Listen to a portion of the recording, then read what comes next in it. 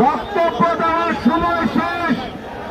Slogan তুলতে হবে, দাবি আদায় করতে হবে, জুলাই সনদ বাস্তবায়ন আদেশ জারি করতে হবে, জাতীয় নির্বাচনের পূর্বে গণভোট আয়োজন করতে হবে।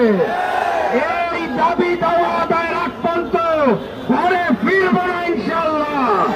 বিজয় সুনিশ্চিত করে ঘরে যেতে হবে।